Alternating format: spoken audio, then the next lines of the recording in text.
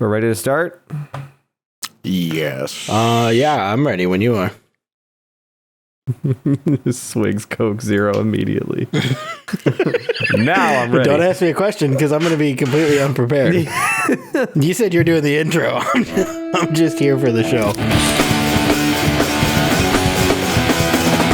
Welcome to Don't Be a Ding Dong. It's our show called Don't Be a Ding Dong.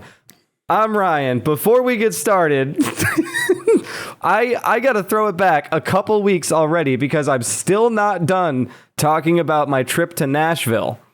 We went over the whole details about getting our first, I guess, 4. I don't know. People seem really confused over whether or not our episode zeros are canonical. Because they're like, I listened to episode 1, and then they tell me about it. I'm like, no, you didn't. So we released 4 episodes, but there's only 1 episode. And went through all my adventures of uploading those from a McDonald's in Nashville. But what I didn't talk about is getting home from Nashville, because Quentin always seems really interested in my travel plans. To me, it's just the way things go. But after we uploaded all those videos, 2 days later, I got to go home, and I had a flight scheduled for 7:45 in the morning. So I got to the airport in Nashville, beautiful airport in Nashville. Got there at, maybe 6:30. Okay.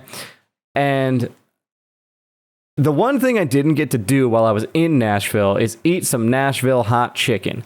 And there's a local chain called Hattie B's Hot Chicken, which a local had recommended to me.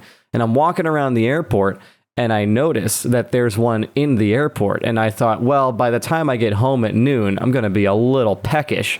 So I had a hot chicken sandwich at 7 in the morning in the airport, which is, I had to scarf it down pretty quick because my flight was in, 25 minutes.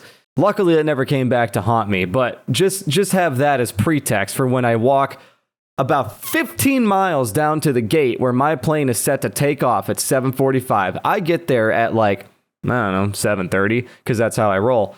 And there's nobody there. And I'm like, oh, they must have boarded all the groups already. And I check on the app, and I was like, well, I really took my time with that chicken sandwich, because all groups are boarding, but they haven't closed the doors yet. And I go over there, and there's a couple in front of me standing at the door with a baby and a stroller. And I'm like, oh, okay, they probably... Usually you do pre-boarding for that, but they must have waited to get on. You got to check the stroller, whatever. Yeah. And whatever. So I'm standing there for an uncomfortably long time. It's like a minute or two, and I'm like, everybody's on the plane, right? Like, am I gonna get on this plane? Because time's a ticket at this stage. And they get their problem taken care of, and then the gate agent is like, you're going to Chicago? And I said, yeah. And she's like, all flights are delayed. There's storms in Chicago and whatever. She was like, they're thinking about whether or not to let everyone off the plane to come out here and wait. And I'm like, oh, okay. So I guess good thing I didn't get on, because they're about to deplane in 10 minutes. And so our flight was delayed 3 hours. Whatever. So now I'm immediately feeling the weight of an entire chicken sandwich burning a hole in my stomach. And since I ended up being delayed, so it was like, they delayed an hour at a time. We were delayed 3 separate times for an hour each time. So I'm like, I might as well get up and walk around. And since I got to the airport so early, 6:30, if you recall, I'm walking around, and I just keep running into people I know, because we all get different flights home. But I'm like, hey, you were at the show. Oh, you were at the gig. So I ended up getting home at 3 o'clock or whatever. And the interesting thing about that is there wasn't any water on the ground. But so I'm walking around the airport in Nashville, and I go into one of those Hudson newsstands. I don't know why they call it a newsstand. I haven't seen any news. All they sell is packs of gum and stickers. I don't know. They got People magazines. Sure. Okay. Is that news?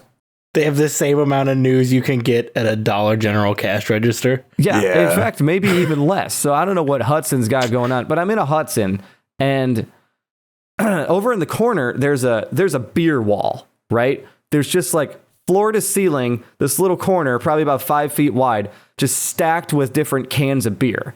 And it's like craft beers, like local brewers or whatever. It's just like, you grab It's a match. You grab a 6-pack, whatever, and get it. And I was like, oh, maybe I'll pick one of these up. I grab it's called Yeehaw. I thought that was funny. So I grabbed a Yeehaw beer. I was like, I know somebody who would like this. And it was $5 per can. And I go to ring it up, and I'm at the self-checkout. So they got to come over and like make sure I'm of legal drinking age. Yeah. And the lady scans it, and then she looks at me and she's like, oh, well, you know you can't drink this, right? And I'm like, yeah, no, I'm taking it home. Like, I'm putting it in my backpack. Like, I get it. You're not allowed to walk around the airport with an open container that you bought. You can go to a bar and get hammered if you're drinking their drinks, but you can't just like buy a beer and drink it, and you certainly can't take it on the plane. They make that very clear. Okay. And I'm like, yeah, no, I know, it's cool. I'm just like taking it home. And she's like, okay, well, we have to wrap it up.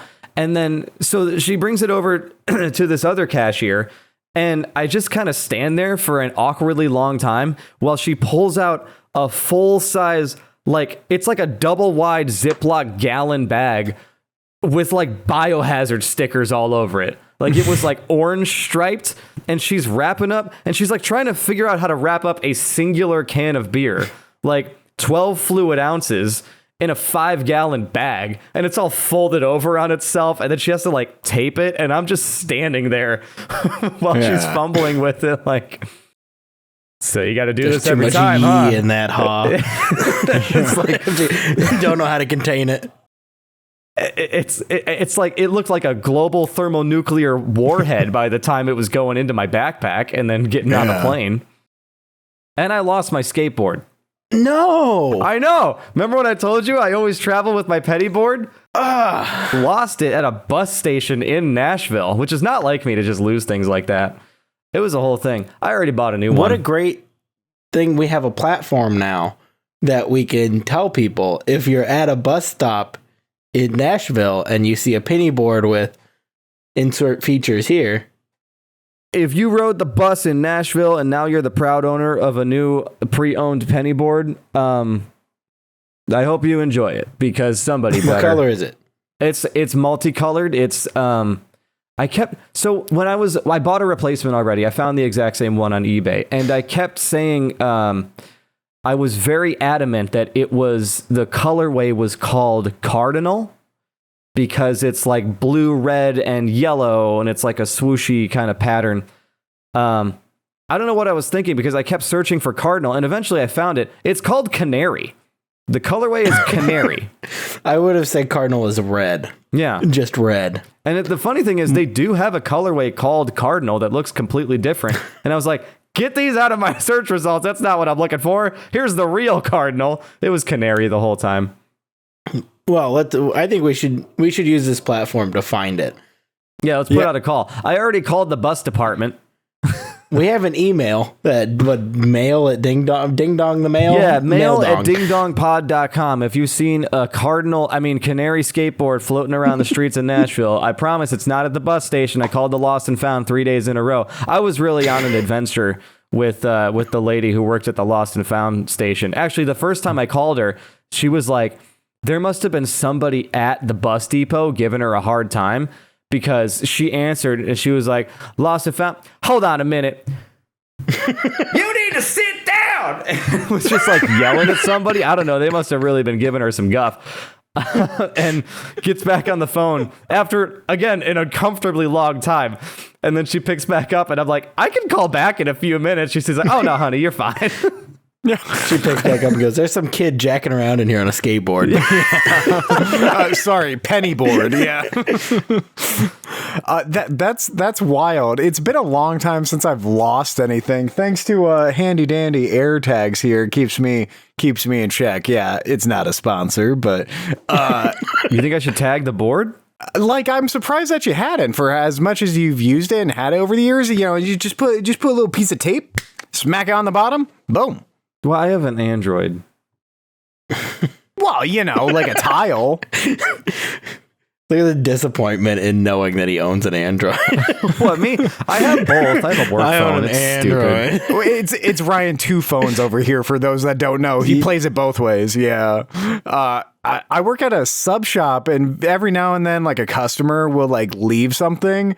And so we technically have a lost and found, but as of right now, the only thing in it are 2 wallets that someone bought at a local thrift store that still had the tags and the receipt in them, but they're like $1.49 each. So they're just waiting for someone eventually to come back and claim them, but no money, nothing in there. So yeah, the things you find in your lost and found. It's not like somebody lost their wallet. They just lost They bought wallet. 2 wallets and then left them in a non-seating sub shop. So I don't know why. If you lost a wallet at Andy's sub shop, Yeah. email us at ding dong email, whatever it is. If you follow them on Instagram, Andy will give you a free sandwich. No. Well, boys, what's this week? Do we have any UFOs happening? Any updates there? I have no UFO updates. I have in my homework section to look into specific locations of where recordings were done, and I didn't do that. But I got a bunch of little odds and ends if you want to go into those. Let's hear 'em. I can pull them out of a hat at random. Do you have an actual hat where you can pull them from? Yeah. That'd be, Nope. Come I'm just gonna look on. at this list and just pick a random one. All right. I don't come prepared with props like Andy. Wait, make me pick a number. Let me roll a d20. Oh God, I got to see how many I have. And then some of these, they're not able to be used there. What do you mean? Well, some of these take more preparation. I don't have them ready. Well, I can ask a stupid question while we're waiting. I have 11. Hit me with a number between 1 and 11. 11. Oh boy, that one is just opening bands. A very uncooked idea I have sitting on this list. It was because I was thinking about the worst opening band I've ever seen. And that would be a band called Bad City that I saw open for Kiss in like 2014. Hell yeah, dude. Don't remember much about Bad City except for their singer had a thing. You know when a guy on a band has a thing and he's like, "This is the cool thing I do." I'm gonna think back to Crowbot that I saw like last year. Crowbot where the guitar player rules, had this thing where the guitar player like would throw his pick down and then flick his guitar up and then make it bounce and he'd catch it. They do all It was kinds a cool of stuff. thing he did. And he'd do a thing where he'd like spin his guitar. That's cool. The thing the Bad City singer did is while he was singing, he would spit in the air and catch it in his hand and then slick his hair back with it. And he did it probably 12 times. That was his thing. Also, the band was terrible. It was the worst opening band I've ever seen in my life. Dang. Don't recommend Bad City. I remember I was on a hot streak whenever I first started going to concerts. I had banger after banger after banger of like, oh, I didn't even know this opening band, and they were way better than the main act. Go figure. And then eventually that faded because whatever. But like I found like 3 of my like top like probably 20 bands of all time just by seeing them live accidentally. So funny inverse of that. I don't think a bad opener has ever truly happened for me. Interesting fact, as soon as I Googled Bad City, origin, Chicago, Illinois. Of course. We don't claim them. And the singer that would spit in his hair's name is Josh Caddy. Josh Caddy? Oh, Well, here's a YouTube comment. Bad City was Josh Caddy. Miss him so much. He must not be in the band anymore. Let's see. well, yep, that's because the thing I'm seeing after this, why they disbanded around 2011, 2012, which would have been right around when I saw them. Josh Caddy faced criminal sexual assault charges, leading There to the it band to is. sever ties with him. There it is. Well, he was the band, and people miss him. I told you this bit was not cooked at all. Well, Let's see where they were at their prime. Let's watch this together. Bad City Showdown in Central Park live at Sturgis 2010. Is this what you saw? Do you remember these guys? Don't remember anything about him other than the singer and his spit thing. That guy kind of looks like Jared Leto, though. He's got a real Jared Leto vibe, that drummer. Why do all these bands love the Misfits? Everybody loves the Misfits. You gotta love Not a drummer me. that has the full size headphones.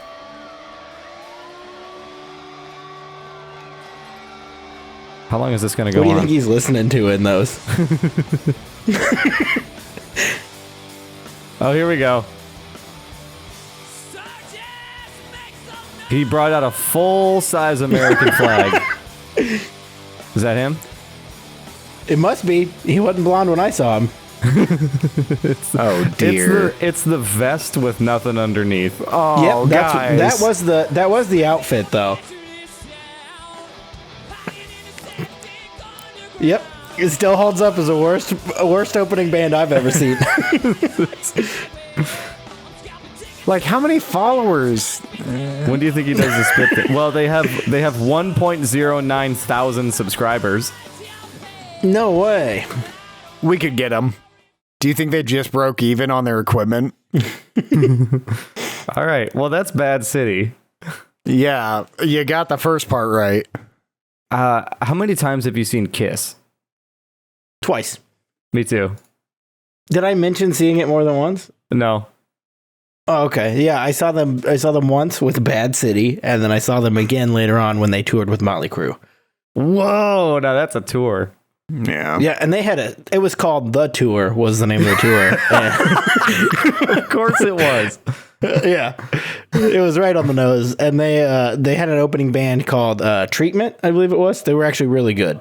I very much enjoyed them. Some real debauchery rolling out of the retirement home for that one. Uh-huh. So you guys got terrible opening band that you can remember off the top of your head? Anybody spit in their hair and then have their band pulled apart? To this day, the worst live performances I've seen have been within a church. So, you know, They tend to be that way. yeah, like that's the bar. Like, Did you ever go to like a rock and roll church? yeah, it was a wannabe mega church. There was one in Redacted City near us growing up that my family switched to, and they started branding themselves. Okay, I'll dox this part. They started branding their youth group as the Green Room because you were about to go onto the stage of the Lord, so you need to as a performer, no, not a performer, an artist of God. You need to be in the Green Room and get yourself ready so that you're ready for the show, right? And so they would often have big bands. All the teenagers who knew how to play an instrument would be in the band because they needed someone. And I'm gonna have to do some quick Googling. There is one bad artist that they got. I was like, you got him? And I was like, oh, I understand why. As soon as I saw him live, he was not Was good. it the Newsboys? No, that is reaching, sir. The Newsboys have some reputation. Yeah. Did you guys play redemption cards together? It was of that era. I will say. No, it was like Monolith or some weird name like that. It was something with an M. I don't know. It'll come to me.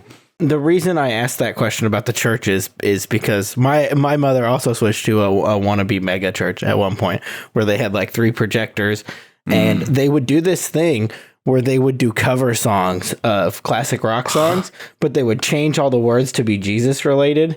So they would do like Tom Petty's Won't Back Down, but then it would be something about like not backing down to the devil. They could wedge in there and it never made any sense and it always sounded terrible. Kind of like when you show Dumb and Dumber on TV. Yeah, exactly. Not backing down from the devil. Now I'll let you talk about your opening band. I mean, I've had a lot of concert experiences I'm sure I could talk about, but one of the earliest is I saw Ted Nugent at the county fair. Oh, yeah. I thought he This died. had to be circa 2006. And I just remember, he did all this stuff, like he shot the flaming bow and arrow in the air and all the whatever. And he just kept yelling, give free machine guns to all the children. And I was like, he's talking to me. We're 2 years away from a recession. He's talking to me. Yeah, I didn't know what I was supposed to do, but with the machine gun that he wanted to give me. But he said it so much that I was like, are they gonna like hand him out at the end of the show or something? Yeah. If you would have gotten one, would you have kept it? I think I would have to. Are you leaving it in the trash on the way out? I can't. Or are you I taking can't that let with down you? Papa Ted like that. But I have also seen Kiss twice. They were my first concert. It was Kiss and Aerosmith. Oh, that's a sick lineup. In the opening band on that tour, Saliva. That doesn't fit at all. That's rap rock, baby. It was on top of the world. Yeah, but it doesn't make sense with Kiss. They were just doing anything. At least Bad City was trying. You think so? They were kind of trying. Well, they were trying to sound like that. They weren't, but they were trying to. 2006 is such a... I have no clue what I was doing in that year, so I'm shocked that you have any memories. Like, I know I was like 10-ish, give or take, but like... I have no idea what happened. As pretty much 2008 on is when my consciousness kicked in. So yeah, I'm really guessing. I mean, I do for a long time. I did keep track of all the concerts I've been to because there's quite a lot, and the timeline goes a little something like this. Well, I really started going to shows in 2014. Before that, it was probably about one a year, going back to 2008, and then the first two entries in the list are Kiss and Aerosmith, 2003, and then Ted Nugent, it says 2006 with a question mark. Those are the earliest concerts I can even recall going to. It's the only date I'm unsure about. If anybody could find Ted Nugent performing at some sort of Illinois fair circa 2006, that might have been the one I was at. Do you remember the band Sick Puppies? Mm-hmm. Yes. I saw them play at Six Flags. Okay, that part I don't. That doesn't sound real.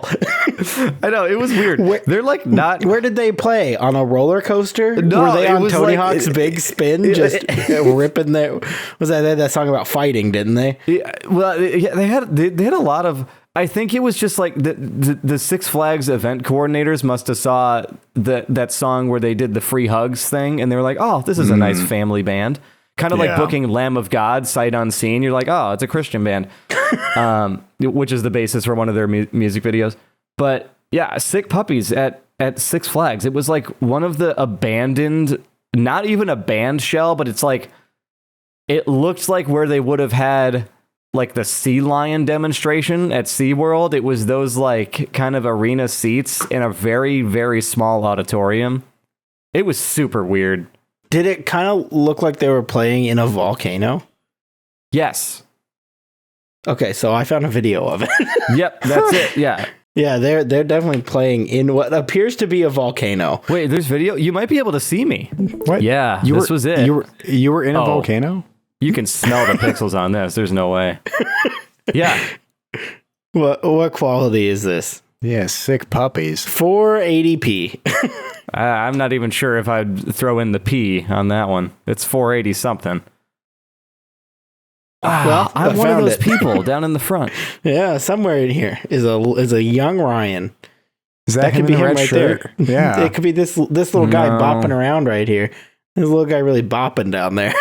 I remember singing along. They had one song that's like very angry, and I was singing along, and we got to like the kind of screamy part, and then we finished doing that, and then I turned, and like the mom that was standing next to me was just kind of looking at me with like a disgusted face. Like, I don't know what you people thought you signed up for. I just thought it was like, this is, it's cool that Six Flags did this thing for me, but I'm guessing a lot of people showed up there not knowing who the band was, just assuming it would be some kind of family-friendly event. Oh, I love Google's AI overview. Yep. That the very first result is this video. If I'm searching Sick Puppies band Six Flags, that video, and then directly under that, AI overview. There are no real available records of the band Sick Puppies performing at Six Flags. Directly under the video. We just saw one. AI doesn't know how to read anything under 720p. Like, it's like nobody wants to watch that, so we'll just tell them it didn't happen. As far as it's aware, like the Harlem Shake was the first YouTube video. Yeah. What a different era, though. Christian rock groups. That was such a mainstay of my youth that it wasn't by choice. It was just like very active in my life. I would often be like, this person, you kind of look like Eminem, but you're not him. You don't rhyme me with me 3 times. The guy that's stuck in my brain and I can't figure it out. I know I have a photo. If I'm a good podcaster, I'll find the photo by the end of the episode. If you know who he's talking about, email us at poddingdongmail.com. No. Mail@dingdongpod.com. Maildingdong.com. See, now I got to go to my photos. It's a whole I'm thing. trying to find photographic evidence that I was at this Six Flags show. I'm pretty sure I have pictures somewhere. Well, while you guys are working on that, I'll hit you with another. Here's a picture of 3 Days Grace playing in Rockford. That's somewhat useful. Do you want to pick another number between 1 and 10? We'll knock another one of these out. 7. I said 6. Oh, well, listen to Andy. Okay, 6. I got a Frosted Flakes update. Oh, of corn? Good. Yeah, Frosted Flakes of corn. I'm just gonna take you guys here to the Google page of. This will be a slightly visual bit. The Google page of generic Frosted Flakes. Okay, so it's various generic store brand Frosted Flakes. Yep. Yes. But So, have you ever they legally realized- can call them Frosted Flakes, I guess, huh? What? Right, because they're just flakes of corn that are frosted. That's the update. Is that Frosted Flakes is not a trademarked name. Yeah. Like they can't do it. So every Frosted Flakes is Frosted Flakes, no matter what brand you get. Did you look But into this not any further? all of them specify that they are of corn. I wonder if in the those are cereal Frosted world, Flakes, but like in the cereal game, if flakes is just a shorthand for corn flakes, and they probably like Kellogg's, they probably couldn't like trademark flakes, and frosted is just an adjective, so maybe that's why they couldn't get it. Oh, that one says toasted corn cereal. I never considered they were toasted. they're different. I mean, these and these, they must not be of corn. The Frosted Flakes glazed donut holes, they're just Frosted Flakes, no of corn on the box. Well, see, if you... look, it has so a then little... it is a brand. It's got like a trademark or something on it in the lower right hand. It does. Mhm. But... So that is the thing I've come across. Also, I don't think they're called Frosties in the UK or other places. Oh, That dude, was the you other thing can- I came across. Yeah, So you can they're trademark also that. not Frosted Flakes of corn there. Do you guys have a favorite generic over the main brand? Like a Dr. Thunder over a Dr. Pepper, anything like that? I used to have a system for calculating value. Like I would get a box of Cheez-Its, and then I would go to Aldi and get a box of cheddar cheese crackers and taste them side by side. And I would say, this box of cheddar cheese crackers tastes 75% as good as the real thing. However, it costs 50% as much. That's a net profit of 25%. So I would eat the worst thing because it calculated, the formula always works. It turned out to be better. Yeah. It kind of tricks my brain into thinking that it's better for being worse. Sure. That doesn't work for me. You don't follow the math on that one? No, I'll go most generic on things. Like I'll go most. That sentence came out wrong. I shop mostly at Aldi, so most of the time it's generic stuff. But there are certain aisles that I just walk past. Cereal aisle, I won't do at Aldi. I won't go there. Oh. Every generic Aldi cereal is terrible. But right now, I'm rocking the bags in my cabinets right now. Do you know when you don't buy, you just get like the industrial sized bag of cereal, and it's like $2, but it's 7 boxes worth of cereal. Yeah. That's what I've got right now. I don't mind those, but if it's from Aldi, I won't do it. But you've been on a big Frosted Flakes kick because of Tony Hawk. But right now, I've got the big old bag of Frosted Flakes. And is it just as good? It's the exact same thing. There you go. That's a net profit There's of like not a difference. 200%. The only problem is they don't say of corn on them, so I don't really know what they are. Yeah, they put, according to Andy, everything's yoga mat or something if they can't legally call it Frosted Flakes of corn. I did buy name brand Pop-Tarts recently, and I'm like, certainly it's going to be the best possible experience, but I think my brain has been used to Aldi's brand of Pop-Tarts for so long. Those recipes, completely different. Completely opposite. Like Pop-Tarts, it's like they purposely kind of bake them like a par bake type of thing. Like it feels like they're meant for the toaster. But the ones you get at Aldi, it's like, nah, this is a cookie. This is basically cake. You're gonna eat this thing. Like it feels like two completely different pastries to me. So Pop-Tarts also on that list with cereal. I don't do Aldi Pop-Tarts because they're always wet. They do have more filling. Yeah. I open the package and there's like wet blotches on the back of it, and I'm like, not touching that. I had it happen multiple times. Aldi burned me too many times. I won't go back to their Pop-Tarts. There's something wrong with your distributor. The thing you got to consider with generic products too is packaging. Something happened. Something happened recently. Look, the audience is going to find out sooner or later. Andy and I live together. If that hasn't been fully understood by this point. So we live in the same house, and one day I'm in the kitchen and I'm looking through the cupboard, and there's Ziploc bags full of, each of them has exactly 4 chocolate chip cookies, and there's like 5 of these bags with 4 chocolate chip cookies each. It looks like there is like a chocolate chip cookie drug dealer living in my house, because they're perfectly portioned bags. Dime bags. And I was wondering why that happened, and it's because he bought the generic ones and ripped the entire package in half trying to open them. So Andy's like, I had to put the cookies in a bag somehow. And I'm like, yeah, but why are they pre-portioned? Like, you got a dime bag of chocolate chip cookies here. Why not? If they would have been good, I wouldn't have heard this much complaining. I'm just saying. But they weren't good. I just thought it was weird. What kind of cookies are they? They were chocolate chips, supposedly the chewy kind, but they were not Chips Ahoy. They were not the good, they were crumbly and they weren't good. They were generic, chewy Chips Ahoy, and it tasted like chemical abomination. Yeah. So I'm gonna side with Andy on this one. Not the method exactly of pre-portioning them, but putting them into little bags. Because if you get the generic, like if you get the name brand Chips Ahoy or Oreo, they have that little Nabisco seal. That's what I'm saying. Like the patented Nabisco seal that you peel up and then it peels back down, and you get like 4 peel downs, and then after that a hole gets like folded, and then they all get really stale. Aldi brands or other generic brands don't have that because it's a patented Nabisco seal. So you just open the end and then it's just open. And what I do, instead of taking them all out and pre-packaging them into portions, is I just take the whole thing and shove it into the biggest Ziploc bag I can find, and then just squeeze it as tight as I can. And sometimes you got to fold it, like crunch it up in there. Oh, yeah, I know that's that the move. method. That's what I'm saying, man. You got to factor that in.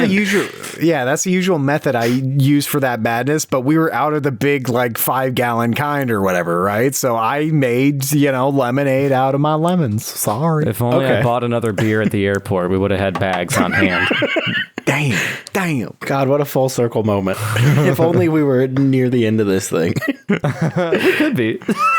Oh, no, I got more. I can knock some get more off the canceled list. by the network any day now. Ryan, say a number. What did I say, 7? Are you crossing these off the list as you go, or are the numbers changing? Yeah, I'm going. Yeah, they're changing. Is 7, are we still on 7? Because that's what I queued up for the next thing. Yeah, I'm loving 7. this episode because I'm getting so much stuff off the list. Because I have all the Frosted Flakes update. What is that, like 4 minutes of material? I can't fit that into a normal episode. So this is a visual bit. I'm going to play. This is some deep lore to Ding Dong. In the first episode, I asked you guys I gave you 2 bit options, and you picked the hot dog bit. Okay. This is the other bit. So we've come full circle. It took me 7 episodes to get here. Long time coming. This is a very important debate, I believe. So this is a picture of a pizza. Yeah, it is. Hold on. Should we guess where it's from? Go ahead, but I have no idea. Oh, okay. Never mind then. These are sourced from the internet, but also sourced from the internet 2 months ago. Okay, I misunderstood. Good, carry on. These were possibly ready for the zero episodes. So these are long forgotten. The question I have here is, how do you pick a slice of pizza? Because you never go into it. You're never like, oh, you start at the top. Like there's no specific rule to how you. Yeah, exactly. You just eat all the pepperonis off and then work your way to the crust. I was referring to like, in the circle. You go from north to south, you mean? Yeah, there you go. East to west, north, however you want to eat your pizza. There's no like specific way you're supposed to do it. What's your method? Because like I'll go to like a Casey's or wherever where you get the warmer and you're just you clock the slice, but you don't get to the warmer fast enough and you have to wait for it to like roll back around to you. Because you're not gonna pick something else. Like you know which one you want when you get there. Okay, there are What's your criteria? A lot of factors that weigh into this decision. I do have multiple pictures, and that's why this is a visual bit, because I have a pizza here. Based off of this pizza, you can kind of select what you would pick. 7 And o'clock. we can gauge it with the other pictures to know exactly which one we're talking about and how we're getting there. This is the whole experiment. Yeah. Okay. I choose the one at 7 o'clock because I'm also it has, choosing the one at 7 o'clock. This is, I will say, a very uniform looking pizza. Now, Yes. Can we just say, because I could go on for a while about this, can we say for the sake of this experiment, this pizza is for myself. It's only for me. I don't have to share with anybody else. Sure. Okay. Then I'm choosing 7 o'clock, and I don't know when I would go for it because size of the slice is something you have to consider. And I'm the type of person that likes to savor the best for last, but also get off to a good start. So I got my eye on 5 o'clock there. I don't like it. So we're talking this guy? Yeah. 5 o'clock slice. It's that big one. This one, maybe, not the single Roni. Sorry, maybe 4:30. Okay, so this guy with the 3. 420 to be exact. Yeah. This one's so backloaded with cheese. Yeah, the cheese doesn't go quite to the edge. I'm seeing a lot of sauce up against the crust there. I don't love that. Yeah. That's my least preferred. Okay. See, I don't like the distribution of pepperoni all in front and then just a cheesy rear end. Yeah. That is not my, I don't know if that's my preference of slice. I also didn't consider topping distribution because there's a lot of nuance with pepperoni that I don't know if we have time to get into. Yeah. I think I'm going to agree with you guys on the 7 o'clock on this one. This 3 slice little group they got going on here, and then the little bonus up by the crust. Group of triple pepperonis. I see love that. a crust-roni. You're intrigued by the 10 o'clock there? I love a crust-roni where the pepperoni is just like a little bit on the crust. It's a big slice too. This is a very uniform pizza, but uneven slices. I will say for this pizza, though, it has to be featuring a paper towel because I'm going to damp the heck out of that grease. I'm not a grease boy when it comes to pizza. I got to pad down 5 times. Like, Oh, I'm disgusting. No, Casey's taught me I had to cut that out. Now, let me ask you this. Once I think we're all fairly in agreement on the 7 o'clock slice. After you've eaten 7 o'clock, are you following a direction? Are you going clockwise or counterclockwise? Because I'll tell you what, I have no fear. I would go straight for noon after 7 o'clock. What a wild move. I'm more of a 230 kind of guy. You see that top right? Like, I don't care if it's the biggest, but I still, like Quentin said, I like a pepperoni on the crust. I like a little crispy. I like some variation within my topping. But that's interesting. So there's no set. Once you pick a slice, you don't follow a direction. You don't eat around the clock. You're not going to Pac-Man this thing. Yeah. You're going to just jump sides. Oh yeah, I'll jump all around the slice. I'll jump all around the pie if I have to. That's maniac behavior. Okay. Because I feel when I pick a slice, I'm committed to the rest of that. Like, that's where I'm starting, and I have to work my way around. If I were doing that, I would save 7 o'clock to finish. Really? But I might not eat the whole pizza, right? So I might even start at 1 o'clock to try and get to 7. Okay. You know what I mean? Yeah. And then I'd have half a pizza for later, too. I think a very important question for this to go a little farther is what's your slice max? Like what's your slice average and what's your slice max? How many slices you doing on average? And then if you have the option, what's your maximum sliceage? I don't have enough information to answer this question. There's way too many variables. Let's just go standard like Domino's pie. Okay, standard Domino's 12-inch medium, 2 topping, $6.99. Okay. Half. I'm eating the whole thing. Okay, on a medium? For Domino's, it's half, but I get the thin crust, so it's like way less filling, right? But for something like this, I'm doing a max 3 slices in one sitting in the modern day. Now, young me, when I was packing 70, 80 more pounds on me and I wanted more on me, yeah, that whole thing's going down. But I gotta go for the best 3 slices, and then if it goes bad in the fridge or anything like that, hey, I had the best experience I could while I could. Boom. Do you want to move on to the next pie? I think there's 4 or 5 here. Oh, okay. We got to move on. I have so much more I could say, but we have to continue. Okay. So this guy's a little... This is the pointy pie. This is better. Okay. You described it as pointy? Yeah, it's pointy. It's too big for the box that it's in. Can I go back? Okay, so this one's very Pizza Hut-ish. It's like the cheese kind of spills over. The slices kind of blend together. It's like a painting. Yeah. This one looks like the slices were individually placed in there separately. Yeah, pie number 1, I actually think is a really good looking pizza. Pie number 2 here looks angry. It's like pie number 2. It's like if pie number 1 was a stick figure. You put like angry eyebrows on it, and it looks like this pizza. No, these peps are cooked correctly, in my opinion. Oh, they look dry as hell. I know pie 1 is greasy, but that's what pepperoni does, and that's what you want to see. It's your responsibility as the pizza consumer to dab up that grease. This pizza looks fossilized. Yeah, this looks like the pizza that, like, when you're at work and they're like, hey, we got pizza today, and you're like, awesome, but then you go in there and you're like, yeah, not awesome.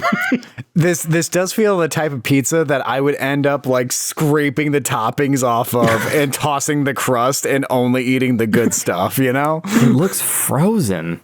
It does. It looks rough. Also, major red flag that in this photograph, there's what looks like a absolutely filthy coaster in the top that says I love my cat.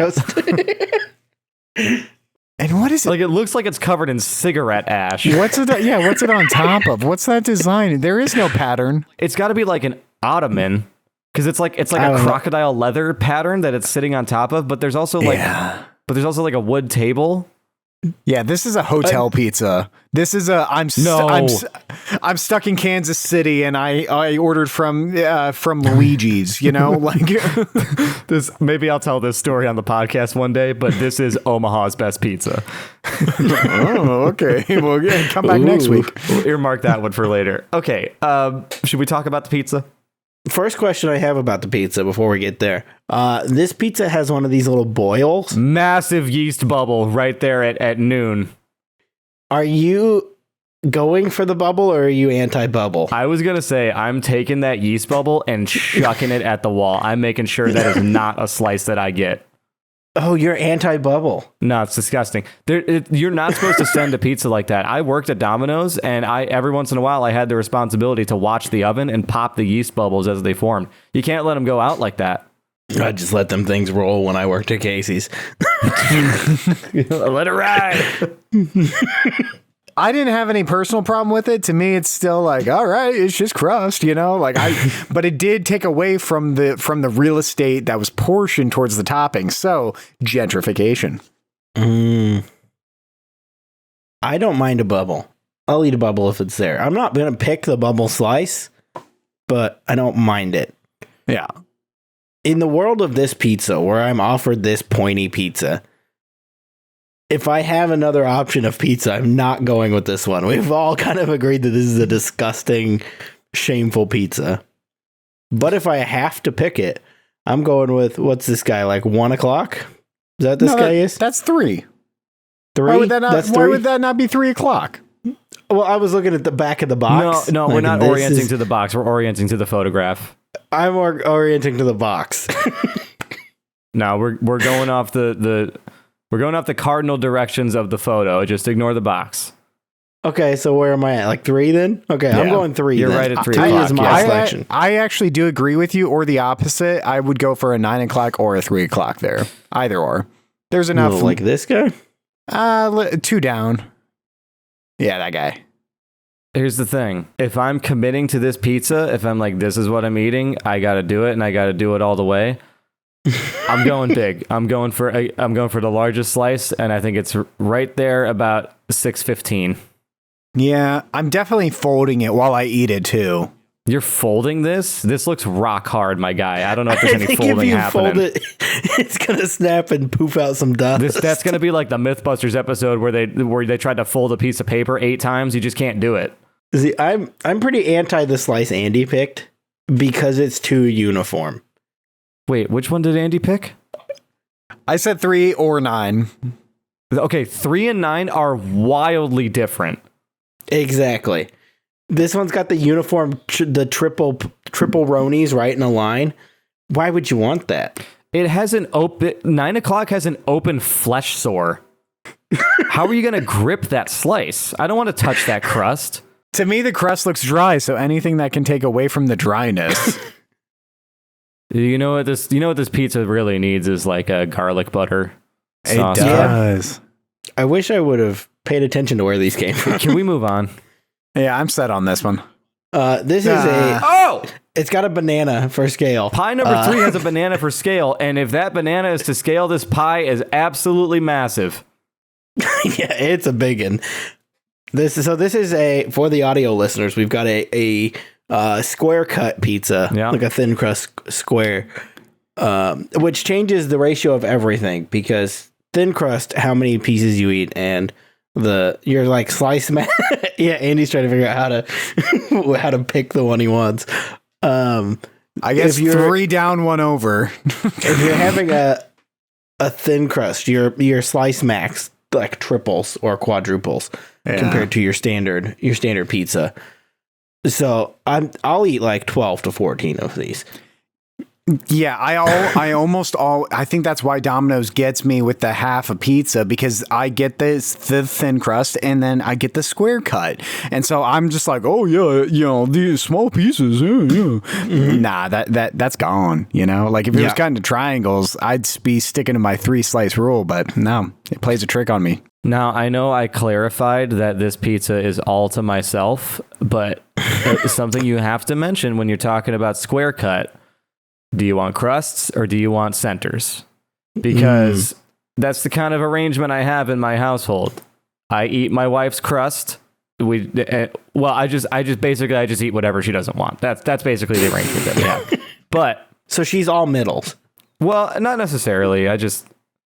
She might eat a crust slice, but just give me the crust, and I'm like, cool, more food. But anyway, all that to say, I'm a crust guy, and as you may or may not have noticed, this is a half and half pizza.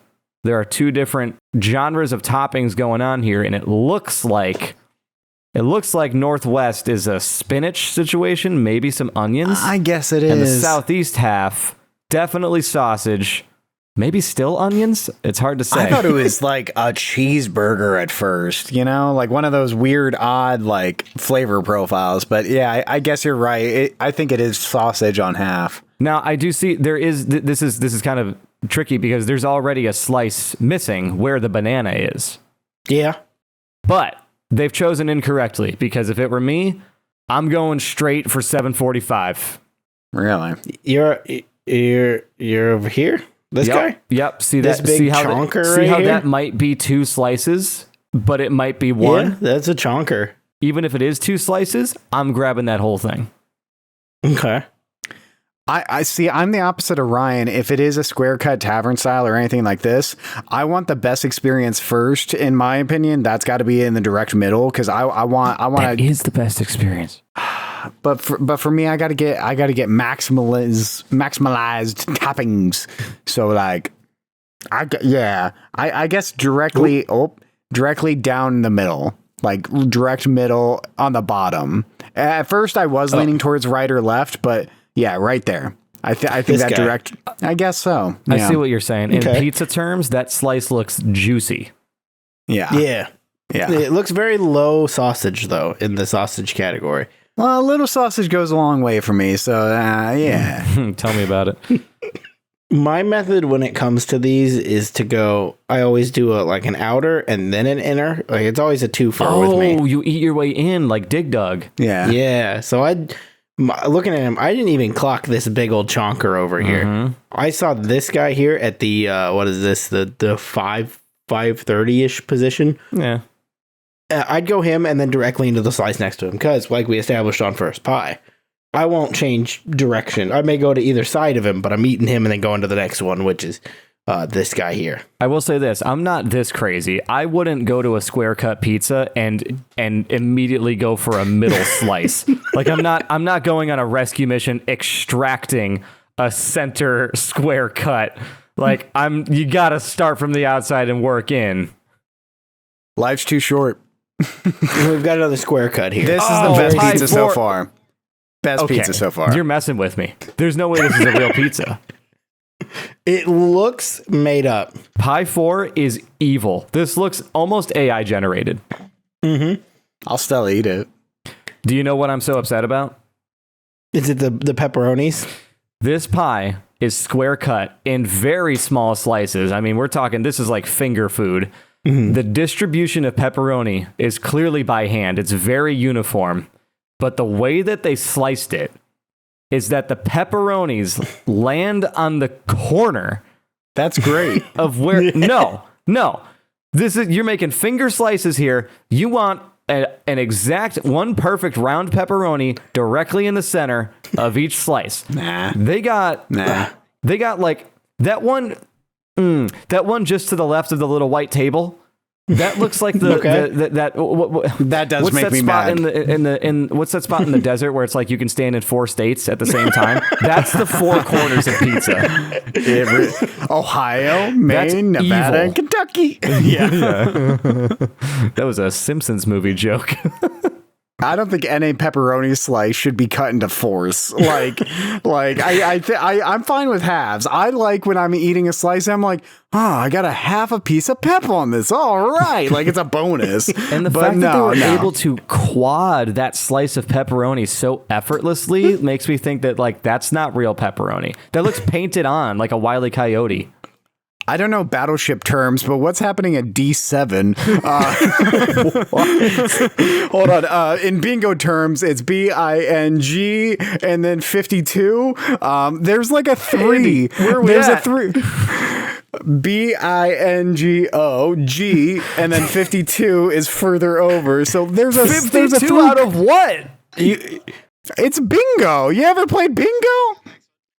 There's a 3 pepperoni Quins right down. Yeah, right there. Yeah, that triple to the right just a little bit. To the okay. Oh, this guy. Andy. Okay. No, how is that? No, you're missing it again. I'm not saying the slice. I'm saying that quadrant where that pepperoni is not like what happened there because that looks like an extra little. Yep. Yeah, like a little bastard pep just got tossed in there because it would maybe fit to complete a pepperoni. And something's wrong there. In what unit of measurement is that 52 on any scale? Bingo. I don't think so, but see, this makes more sense to me than any other. That when you cut these, how does this get in the middle of a cut with no cuts in it? Yeah, that's what I'm saying. It's been shifted around. It's suspicious. Yeah.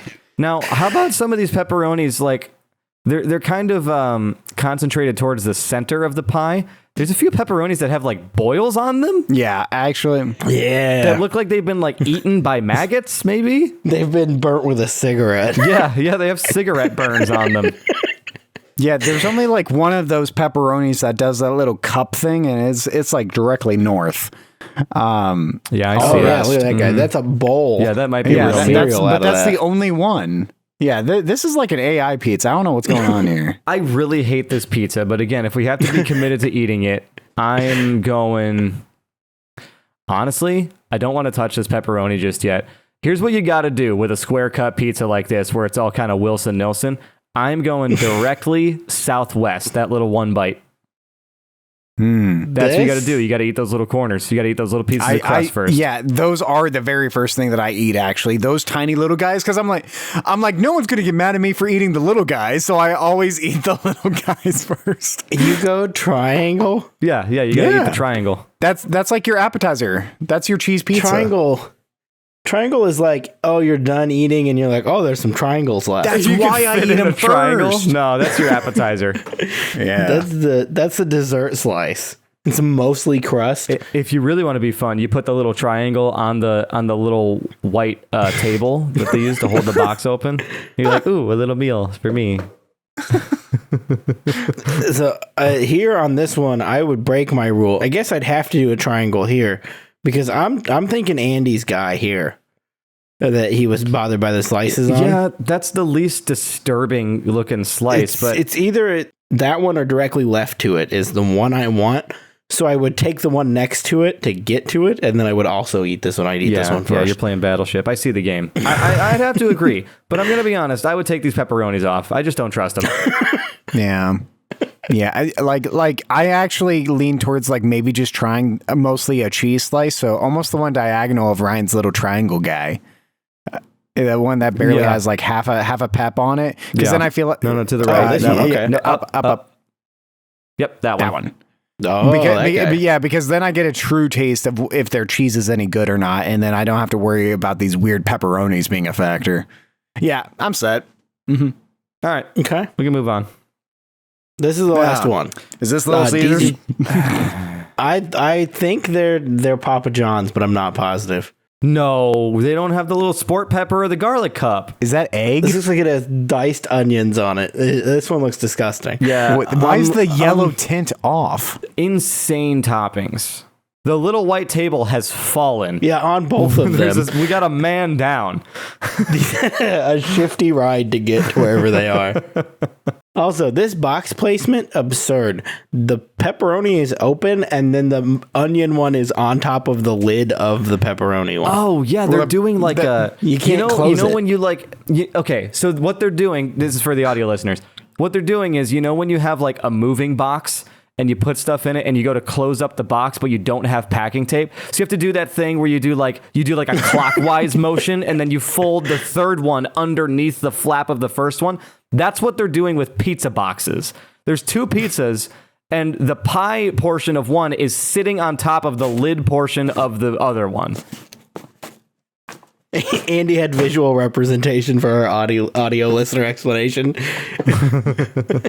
The thing we were explaining for audio people, Andy brought a visual for.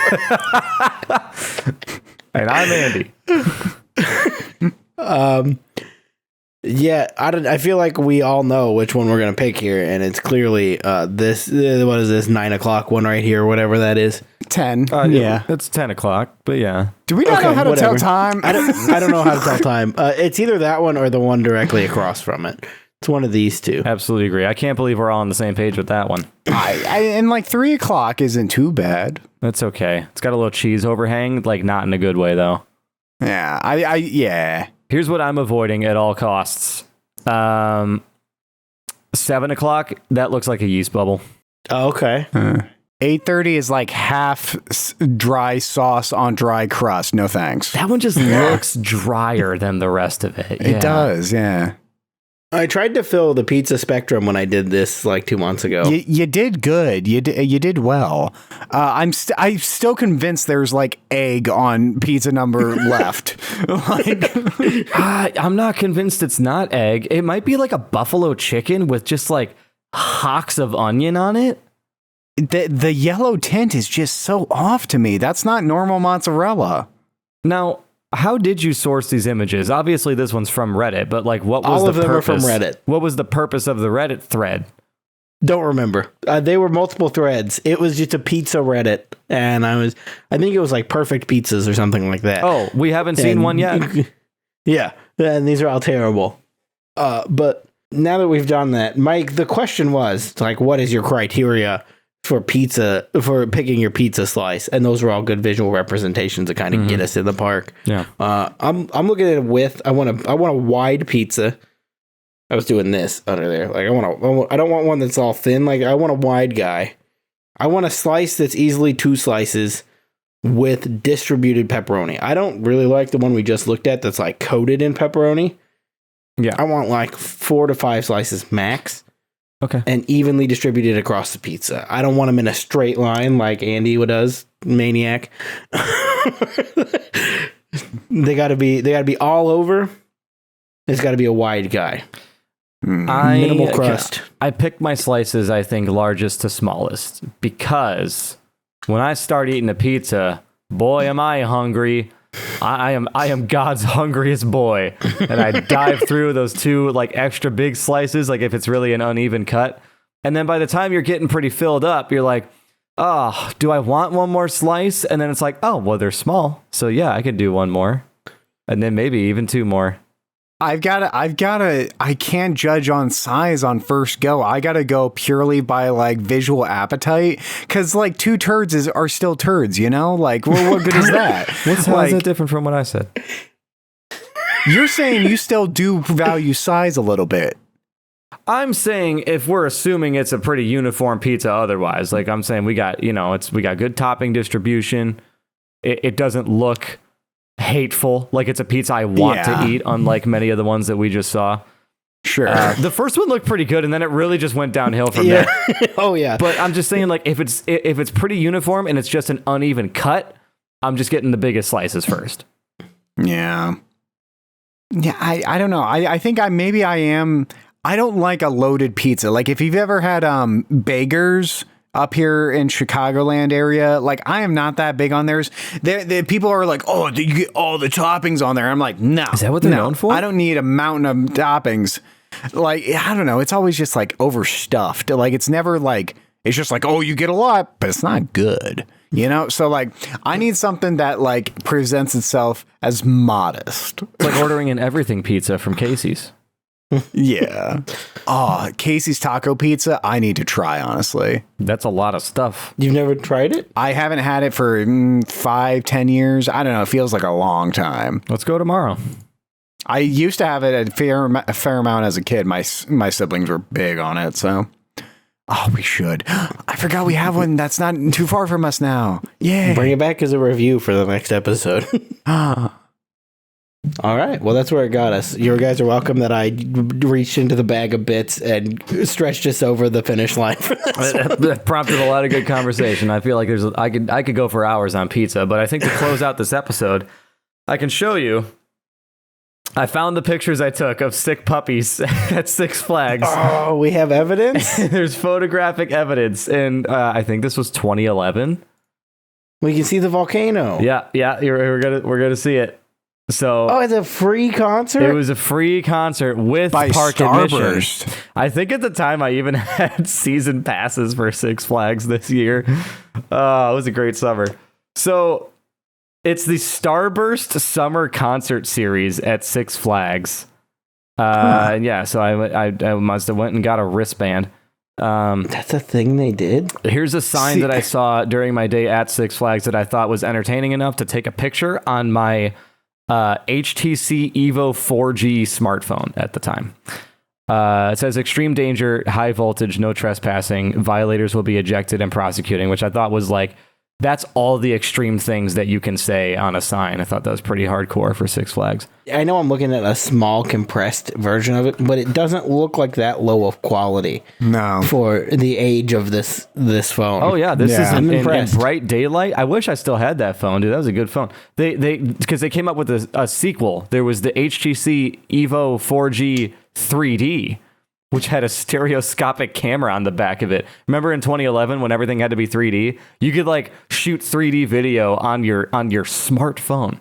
That was pretty rad. I wish I had one of those, but I ended up getting the HTC Evo 4G LTE after that, which is a completely different device.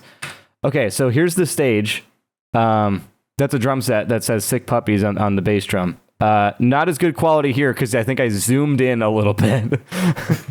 But here's the gigantic banner of the Starburst Summer Concert Series that's like just kind of stretched out, not even all the way across the balcony area. It's just kind of hanging there.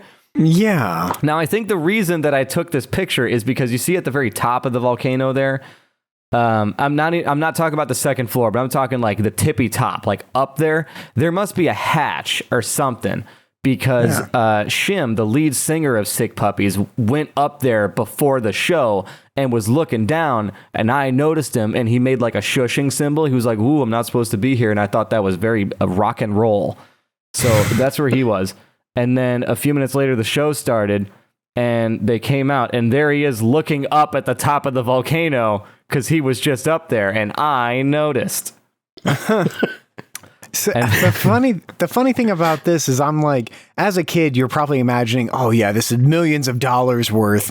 But then I'm like, no, they got one little like banner thing and they got the cheapest bands they could find. This is probably under $1,000 a show, like per band or something. So I'm like, so Starburst probably threw down $20K for the summer. Like in my head, I'm like, it must be hundreds of thousands of. No, in actuality, knowing how the biz works now, no, it was probably a $10K thing. Like, you know, give or take. For visual context, it's a small stage. It is the most pathetic looking structure. It's like there's like exposed wood structuring where the facade of the volcano goes on the outside. There's just exposed corrugated sheet metal. There's no lighting. There's no backdrops. There's just this weird balcony. Like, you know when you're in like a industrial application, you're like, oh, this or like a loft apartment. It's like, oh, this space would be really functional if there wasn't a gigantic steel girder right through the middle of everything. There's like one of those happening on the stage. There's like a no toilet room. on the second story. Yeah. They brought their own drum kit and amps and like maybe microphones, and that's it. Like that's all there is to this show. It's very small. Okay, the yellow box right next to it, there's a ton of these like little silver things with red circles on them. And at first I was like, oh, that's an electric gauge or something. No, because there's like 5, 7. I don't know what's going on here. Yeah, there's like, it looks like pressure valves or something. Like it looks like we're on like those are fake, right? A vessel of some sort. Like it looks like it's at sea. That's how strange this location is. And a volcano. Yeah, it's very non-committal to being a volcano because it's only a volcano for like 3/4 of it, and then the inside is like a welding shop. Oh yeah, I remember walking in. It felt like something we weren't supposed to see. It's like we were backstage at the Six Flags facade. You're on the backside of the stage. There's a separate concert going on in front of the volcano. Yeah. With 2 pieces of duct tape on the balcony. Yeah, there are. Very bizarre.